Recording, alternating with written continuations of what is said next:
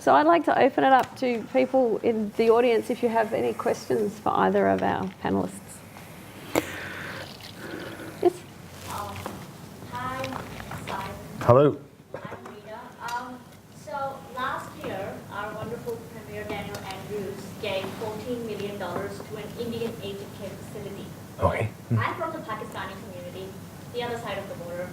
So my question is like, is that what we're planning, that every community comes up with their own aged care? Indian with their own, Pakistani with their own, Chinese with their own? Okay. Because the Australia I grew up in is supposed to be multicultural, and we're supposed to cater for everybody. And I, as an aged care nurse, that's why I entered the profession. Entered what? Entered the profession of nursing. Yeah. So when I heard Daniel Andrews throwing $14 million to build an aged care facility just for Indians, Yeah. it didn't exactly go down too well in our Pakistani community. How interesting. No, Yes, for sure, and sure. so I was wondering if there's some suggestions you have to cope up with this trauma that Daniel Andrews has actually thrown at us. Give me a few days. I mean, it's a deeply, because part of me says great stuff, you know, and it says, I mean, we were talking in the car, you know, some Turkish communities have, you know, mosques, and just behind it is an aged care home, you know. So what you have then is there's a basis of hope because you're in that kind of ritual. I mean, you go back to the spirituality of the organisation, be it religious or not. And you've got a ritual which is meaningful, and you're going with all your mates to prayers, and you can sit. Yeah, that's lovely, and that re-inhabits a way of life. And for sure, you know, that draws you back into a religious, you know, which is great. You know, an experience of the numinous begins to come through that spiritual. Yeah, that's nice. And it would be wonderful if every different cultural organisation could do that. So has this bloke got enough money to give to every? You know, which would be interesting. Brings us back to the question of how do we get the money. And we're working hard at that in the UK. I was with Archbishop of York and an economist the other day who put in a report about how we pay for our social care. That's been around for 3 years, and the government still will not commit itself to this support for this. There's got to be more conversation between politicians and carers. Yeah, one of my guys in the centre is the chair of 2 healthcare trusts, and he thinks that government is a total failure when it comes to care, because they always get the wrong focus. They throw money through saving money. We cut here, we cut there, and the result is that they spend more money. It's always the opposite effect. Let's have call centres, and the call centres will save money. You know, so you ring them up, and what do? Any slight problems, go to accident and healthcare, and so accident and healthcare get blocked up, and you spend more money in that situation. Better far to have more and more conversations about what care is. Yeah, he took his concerns to Jeremy Hunt, who was then the health minister, Secretary of State, and he said, "You realise that when you're pouring this money down, it's all going in the wrong direction. It's not effective." Hunt said, "Of course I realise that. Of course I do." And then he said, "But every time I go to the Treasury, they say, we'll only give you so much money for this and this and this and this." Now, what's the problem there? Hunt did not push back. The conversation didn't go even higher. There was no. That's why this wonderful commission gives you the opportunity to have a lot of pushback. But I think one of the problem in Australia, really the healthcare organization, private organization is very strong. They are really lobbying very strongly. And the problem is in new trend in world, actually, some minimizing or smalling the healthcare centers or facilities, making them like home-like places rather than, because you can, even look at the Australian commissions, they still couldn't be able to give their, if you look at the rule and regulation, they don't give a number, for example, for each aged care workers or nurse, how many elderly they have to look after. It is not defined, and you can easily get permission, and they are making it bigger and bigger, like a hospital, rather than, and to make more money. And this is really we are, and therefore, I mean, I forget to tell you, but one thing is from ethical perspective, the young people, thanks God you are in aged care or healthcare profession, young people find very boring to work in aged care places. And this is because of the environment, because of the setting. And maybe it is not, but there are some... I absolutely agree with you. I left aged care because of the bullying I was receiving from white women and white nurses. The bullying? The bullying from white female nurses. I left aged care and moved to community services. We can... That was one of the Sure. Sure. We cannot generalize, but there are, Can I just go back to... Sorry, I'll just move on to the next. Just conscious of I think the Royal Commission is the key opportunity for us to address this crisis, and I think the key issue, because I've been researching aged care for like 15 years, Okay. and I actually have inside knowledge of what is happening, so I've been writing lots of notes. I think the key issue is that we've allowed a care to be privatised. We've allowed the industry to run wild, and it's doing. We have an accreditation and regulation process which isn't very good. And what will happen is the correct behaviours will occur when auditing is happening. That's once every 5 years, so for Exactly. 4.99 years, Yeah. things are just happening in any fashion. So I think we need to go top down. And I think the governance is lovely, but the reality is it is 100% profit driven. And Sure. so the centres have lost the idea of care. It's more of a Business. place Oh, of course, sure. to house a person Yeah. until they pass away. So their spirituality is not considered.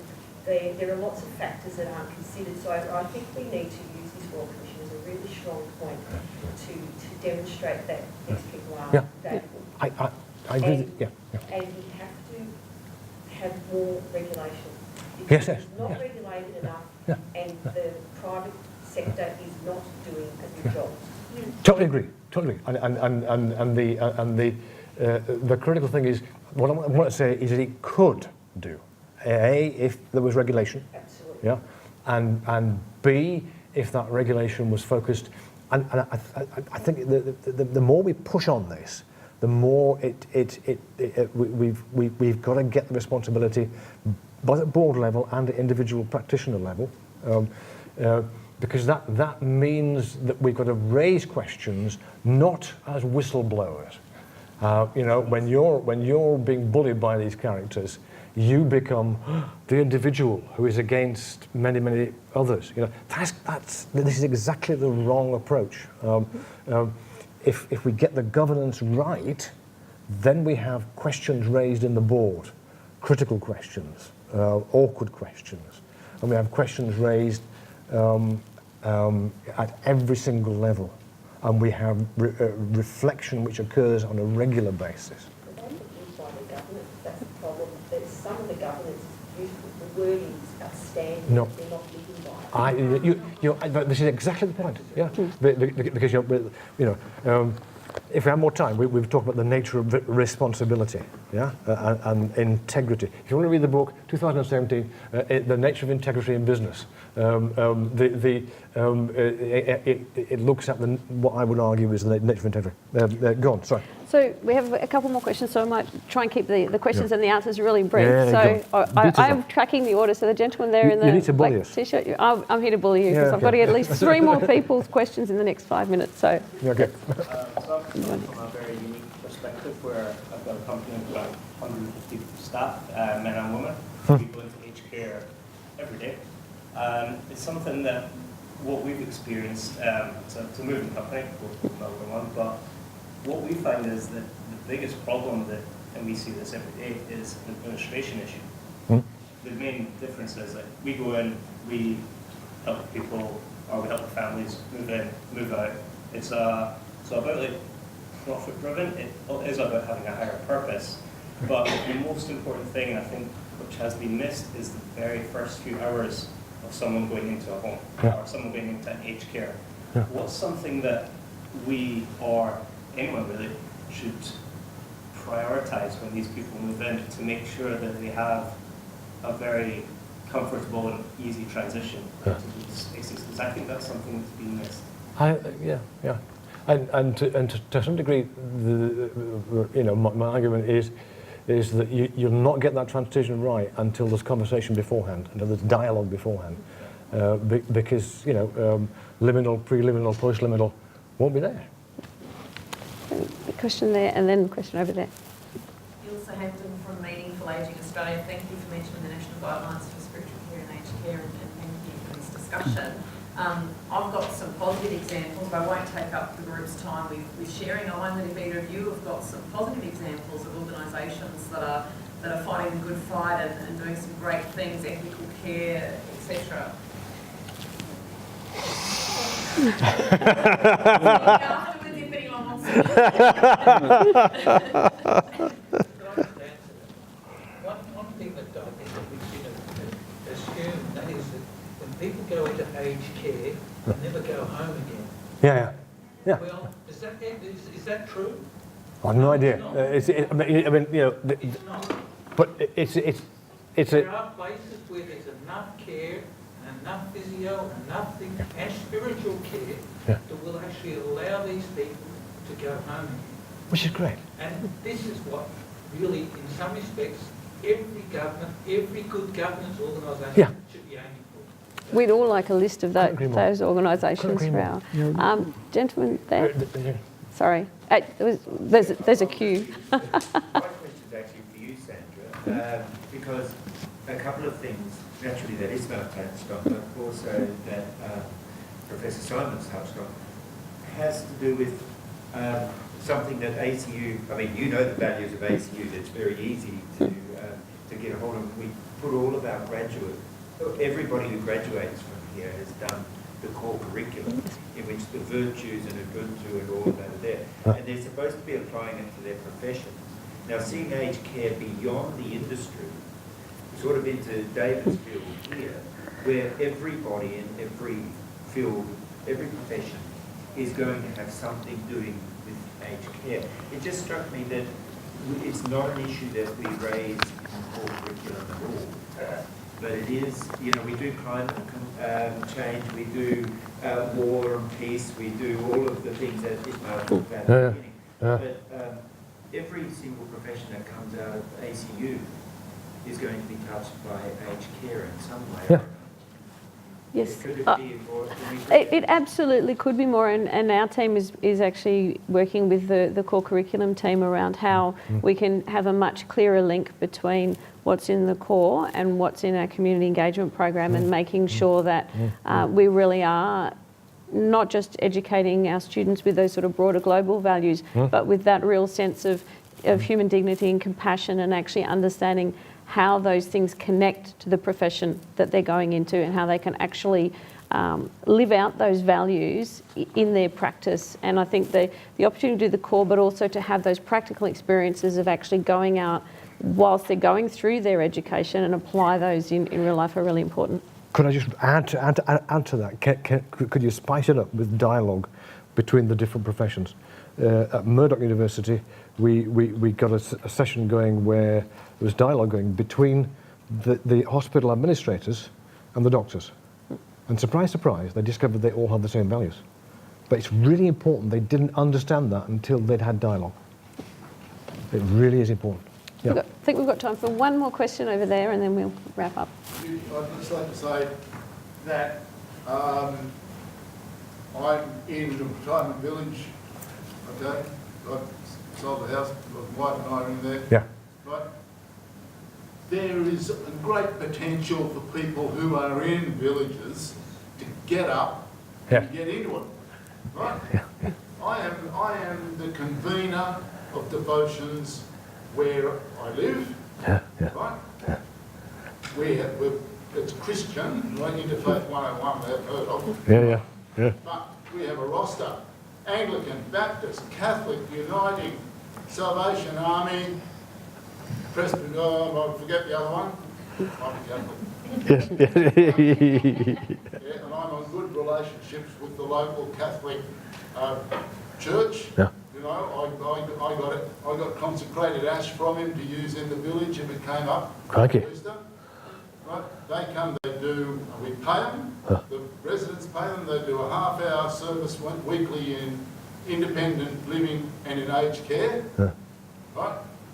I track with them. I then go down into lockdown in a hostel, which is dementia, Alzheimer's, and give 15 minutes for whoever comes around, and then a service in the nursing home in the afternoon. Let me tell you, an individual can do a fair bit, and if you pump the individuals, it can happen. So, what have I done so far? I've become a lay, you know, I can do Holy Communion. We will get the independent living and age and hostel together. We'll crack 60 glasses, you know, in a communion. Oh, I see. I thought it was drinking afterwards. But sorry. Sorry. The best way to get on with the owners is to drink. Okay. But, you know, I've ended up tracking through with people when they're dying. Brilliant. Right? Brilliant. I've taken two memorials and one funeral. So Yeah. you don't have to have a ticket to do a funeral. Yeah. But the wonder of it, the absolute wonder of it, the bringing out of people. Yes. People in aged care, they love it. Yes. Sound, singing, Yeah. activates them. The choir, Touch, yes. activates them. Yes. Yeah. It's just brilliant. So think of all the residents who are in retirement villages. I think it's a huge resource. Yeah. Here. Yes. Wonderful. Thank you. I think that's pretty much about all we have time for. So thank you very much, Simon. Thank you, Ismail. Thank you, everybody, for coming. Thank you.